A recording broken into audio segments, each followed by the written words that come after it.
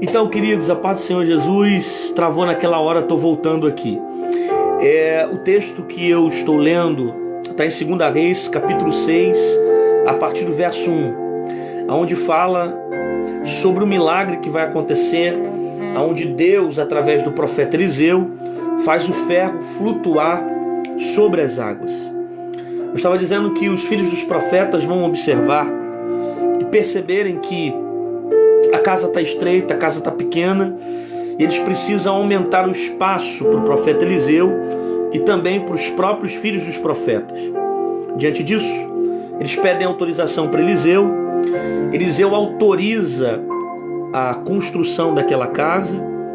Alguém vai querer a presença de Eliseu, não quer simplesmente fazer, mas quer que Eliseu acompanhe. Eliseu então vai acompanhá-los. Eles vão para o Jordão, começam a cortar madeira, e de repente no meio daquele grupamento alguém está com a ferramenta frouxa, cortando madeira, e o ferro cai na água. Ele vai se desesperar e vai dizer para Eliseu: "Ah, Senhor, a ferramenta não era minha, era emprestada." Eliseu pergunta para ele onde caiu.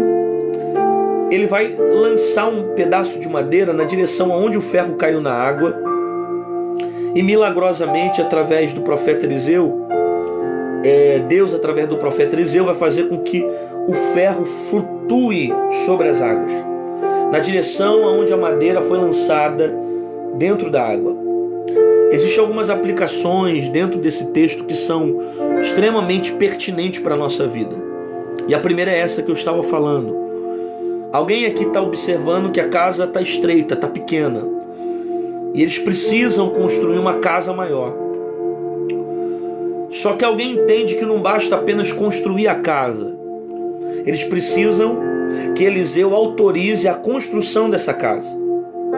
Eliseu vai dizer para eles: ide. O ide de Eliseu significa a autorização que ele está dando para construir uma nova casa. Alguém aqui percebe a necessidade de construir uma casa maior. Alguém aqui está percebendo a necessidade de fazer algo maior. Mas não basta apenas querer fazer. Não basta apenas querer fazer. É preciso ter a direção para fazer. Não basta apenas ter a vontade para fazer. É preciso ter a decisão para fazer. É preciso ter a direção para fazer. Então não basta simplesmente ter o desejo de construir a casa, de levantar a casa, de colocar um espaço maior. Mas é preciso saber se Deus está nessa direção. Por que isso é importante? Porque nem tudo que eu quero fazer, nem tudo que eu perceba que é necessário fazer, eu devo fazer. Porque todos os meus passos devem ser guiados pela autorização de Deus sobre a minha vida. Se Deus não for comigo e Deus não me dá a direção do que eu devo fazer, é melhor não fazer. Mesmo que eu tenha vontade, mesmo que tenha necessidade, eu preciso da autorização para fazer. E receber a autorização do profeta. Só que alguém no meio daquele grupo está dizendo: não, Elisa, nós vamos lá construir, mas eu quero muito a sua presença. Vá conosco. Alguém pede a presença de Eliseu, e o texto vai dizer que Eliseu se prontifica dizendo que iria estar com aquele povo. Pediram a presença do profeta, e o profeta vai. Veja bem, a figura do profeta no Antigo Testamento é uma figura extremamente importante. A figura do profeta pode representar a presença de Deus, a voz de Deus para o povo, né? Tanto o sacerdote quanto o profeta. Você já sabe que o sacerdote, ele é a voz do povo para Deus, mas o profeta é a voz de Deus para o povo. Então há um teor de espiritualidade muito grande na vida de quem tinha um ministério profético. Estar junto com o profeta de Deus é estar junto com a presença no Antigo Testamento. Estou falando do Antigo Testamento.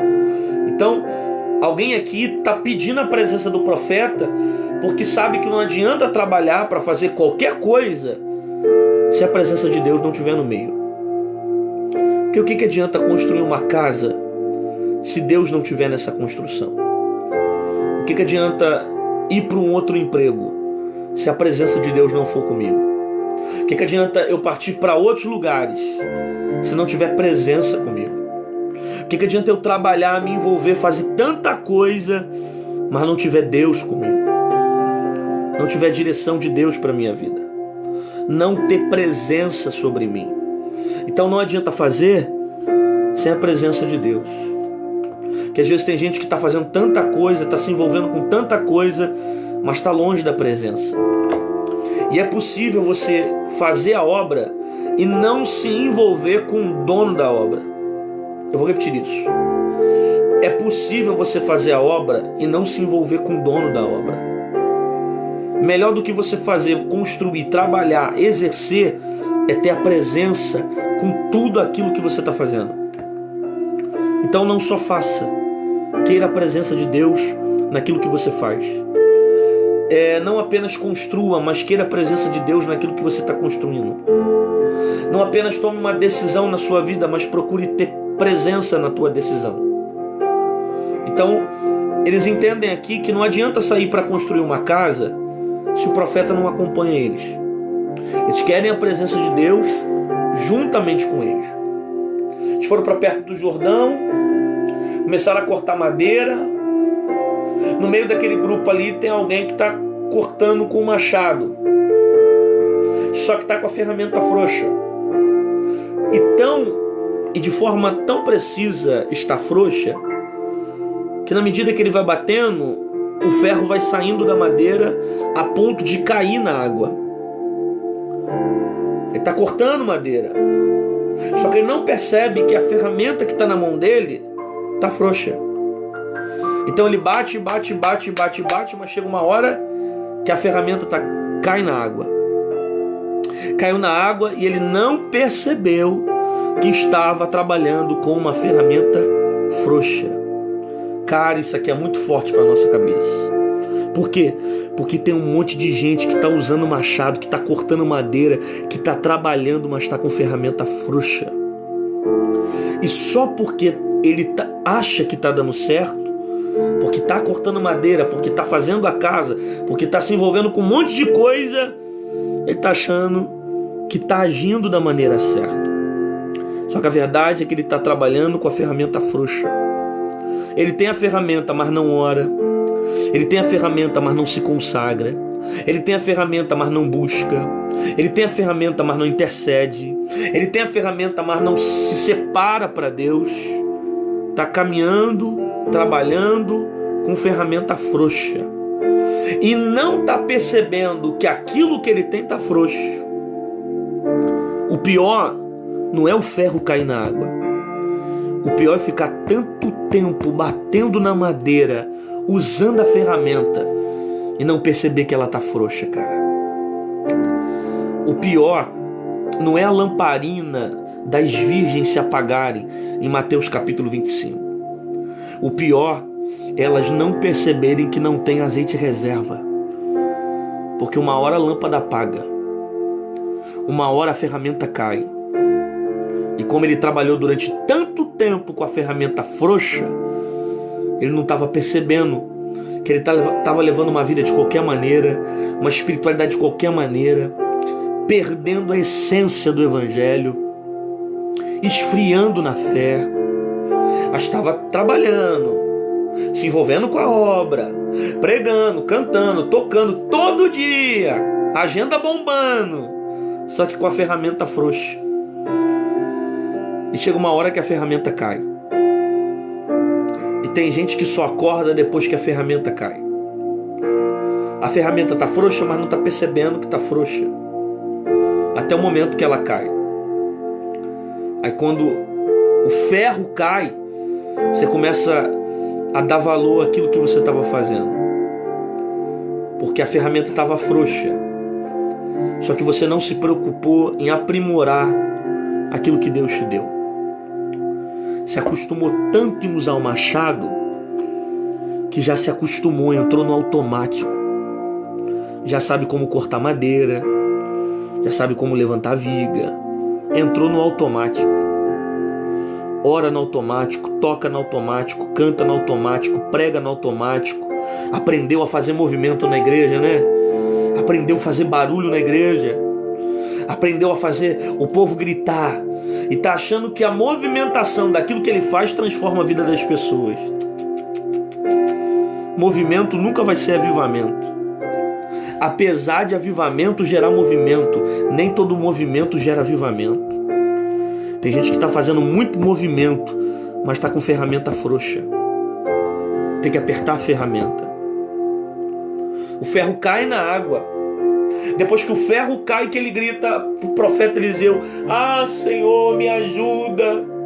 Porque a ferramenta era emprestada. Bom, se sabia que a ferramenta era emprestada, por que estava lidando com ela de qualquer maneira? Se sabia que a ferramenta era emprestada, por que estava levando as coisas de Deus de qualquer maneira? Se sabia que o dom não é teu, se sabia que o chamado não era teu, se sabia que a vocação não era sua, por que estava levando de qualquer maneira? Por que você não teve zelo com aquilo que você tinha? Por que você não zelou pela ferramenta que Deus te emprestou? Porque de uma coisa é certa, e uma verdade esse cara está falando: a ferramenta não é dele, é emprestada. Porque nunca foi teu, sempre foi dele. Ele não te deu nada, ele te emprestou. E toda vez que ele emprestou a ferramenta é para que você use ela, não para que você aposente ela. Ele te deu a ferramenta para que você gere frutos com aquilo que ele te deu. Não é para você ficar prostrado, não é para você ficar aposentado, não é para você deixar de fazer, mas para usar aquilo que ele te deu com zelo, com carinho, com amor, com responsabilidade, usando a ferramenta com zelo, trabalhando com zelo, se envolvendo com zelo, construindo com zelo, com responsabilidade no reino. Então cuidado, cara, para você não perder a ferramenta que ele te emprestou. Aprenda a ter zelo com aquilo que ele te deu. Aprenda a apertar a ferramenta, a não viver uma vida frouxa espiritualmente, mas dedicar uma vida completa para ele com zelo. Está batendo com ferramenta frouxa e não está percebendo que a ferramenta está frouxa, até o momento que o ferro cai na água. Aí depois que o ferro cai na água, ele acorda: ah, Senhor, porque era emprestado. Por que a gente só tem que dar valor depois que a gente perde? Por que a gente só consegue reconhecer que era importante depois que vai embora? Por que não valorizamos antes? Por que nós não demos o valor verdadeiro antes? Por que a gente só dá valor depois que a gente perde, cara? É preciso perder para valorizar aquilo que ele te deu. Será que é preciso Será que é preciso você passar por uma perda para você valorizar aquilo que ele colocou nas suas mãos? Deus vai ter que arrancar de você, vai ter que tirar de você, para que você passe a valorizar aquilo que ele colocou sobre as suas mãos. Tem coisas que você está perdendo porque você não está aprendendo a dar valor. Relacionamentos que se foram porque você não aprendeu a dar valor. Portas que Deus abriu e já estão fechadas porque você não aprendeu a dar valor. Ministérios que Deus te emprestou e você hoje não consegue mais exercer porque não aprendeu a dar valor. Você precisa ter zelo naquilo que Deus te deu e você precisa valorizar aquilo que Ele te emprestou. A ferramenta não é sua. No dia que Deus quiser arrancar da tua mão aquilo que Ele te deu, não sobra mais nada, cara. Não fica nada.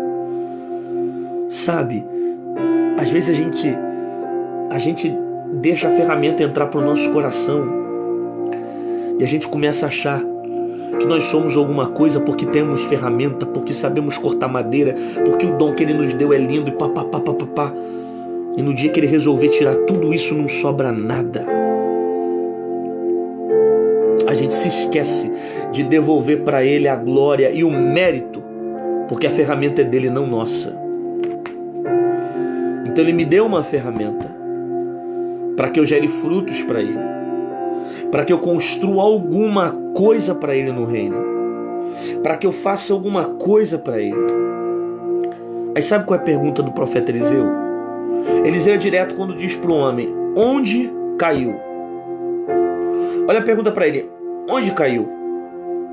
A pergunta para ele é essa: onde foi que caiu? Me mostra onde foi que o ferro caiu. Você lembra onde o ferro caiu? Você lembra onde você deixou o ferro? Você lembra onde foi que caiu aquela ferramenta? Então me mostra. Porque aqui está revelando para nós um ato de confissão. Lembra onde caiu. Por quê? Porque eu só posso levantar se você reconhecer onde foi que caiu. Você precisa confessar para ele aonde foi que você deixou a ferramenta cair. Quando que você deixou a ferramenta cair? Qual foi o momento que você deixou com que essa ferramenta afrouxasse e não percebesse que estava frouxa, até chegar ao ponto de cair na água? Onde foi que caiu? Fala para ele aonde foi que caiu.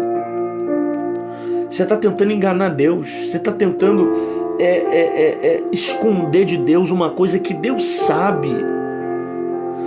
Se Deus é onisciente e tem a ciência de todas as coisas, por que eu quero esconder a Ele se Ele sabe aonde foi que caiu?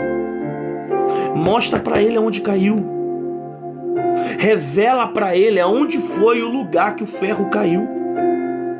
Nós temos uma dificuldade tão grande de confessar os nossos pecados. Se você parar para perceber, quando você estiver fazendo uma oração para Deus, você pode estar sozinho, você e Deus. Na hora que você vai confessar alguma coisa e vai pedir perdão a Deus pelos seus pecados, dificilmente você dá nome para falar onde foi que você caiu.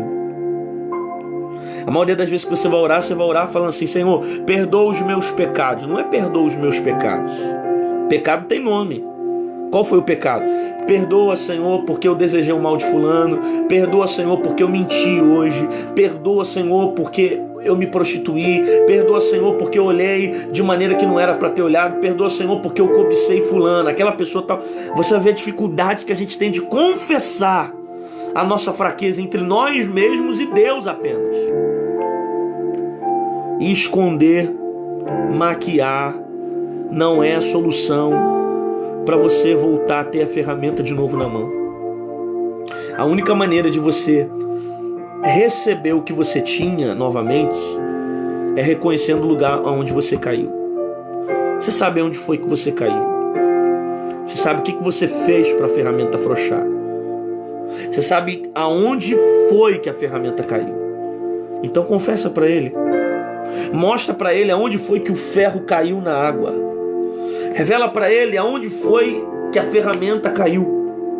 Aí o texto diz que o homem vai pegar um pedaço de madeira.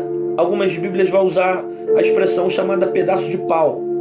Ele vai pegar um pedaço de pau e vai lançar em direção à água. Aonde foi a direção que o ferro caiu na água. Na medida que ele lança aquele pedaço de madeira no local onde o ferro afundou, Eliseu milagrosamente vai fazer com que o ferro do machado flutue sobre a água. Isso aqui é muito tremendo.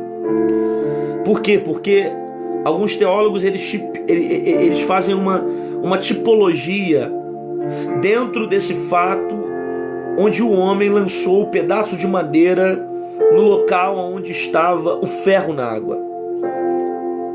A tipologia é essa. O tipo de madeira que foi lançado, a expressão que a Bíblia usa de 2 Reis, capítulo 6, ela usa a expressão pedaço de pau, madeira, se referindo a madeira crua, o tipo de madeira crua, né? Então é esse tipo de madeira que foi lançado na direção das águas aonde foi o local que havia afundado o ferro do machado.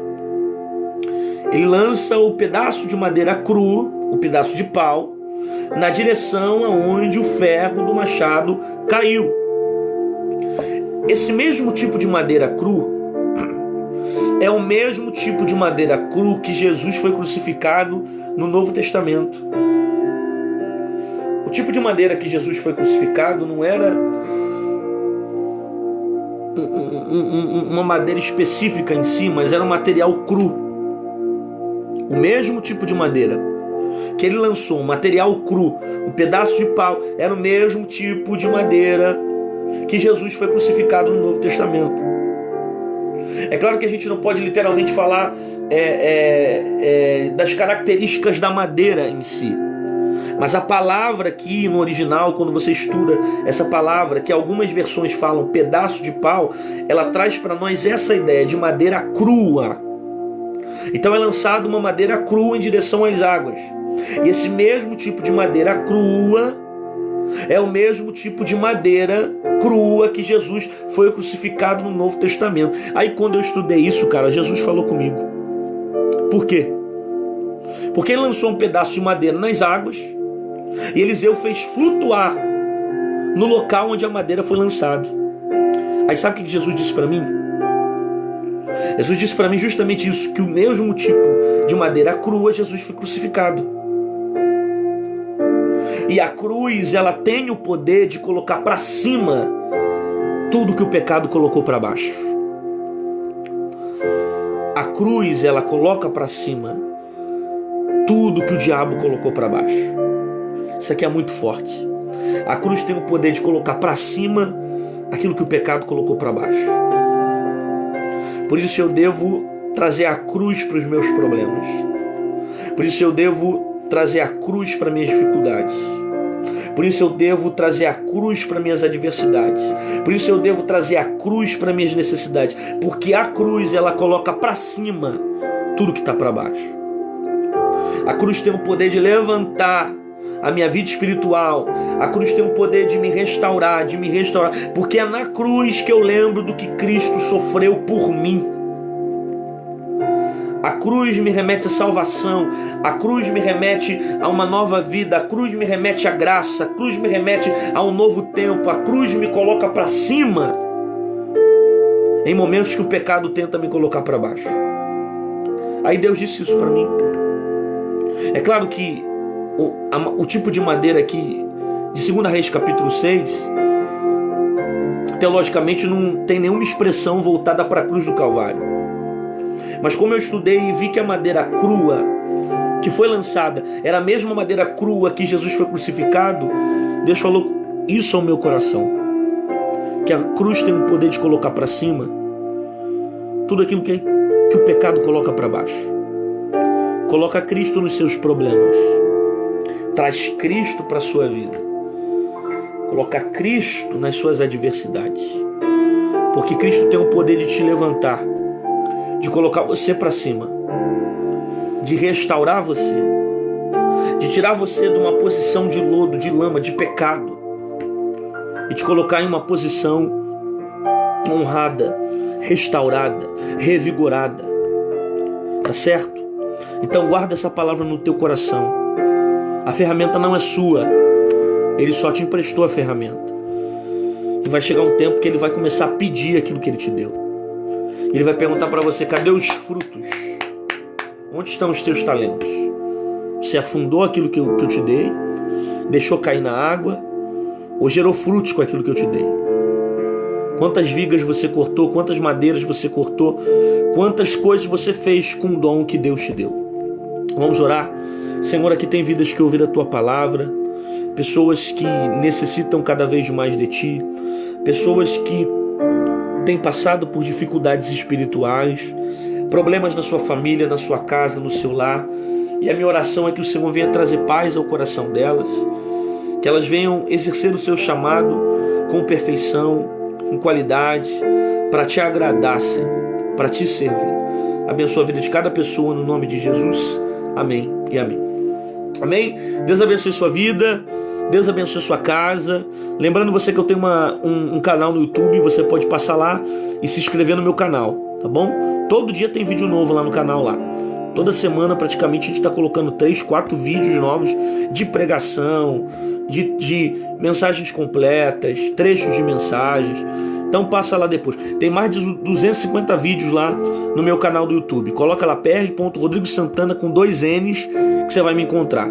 Se você tem Instagram, porque hoje muita gente está fazendo Instagram, você pode me seguir também no Instagram, tá bom? Passa lá no Instagram e me segue lá nas redes sociais. pr.rodrigo_Santana com 2 N's. Você vai me encontrar lá, tá bom? Até quarta-feira que vem às 2 horas, onde eu entro ao vivo ministrando uma palavra para abençoar a sua vida. Paz do Senhor, Deus te abençoe, tchau.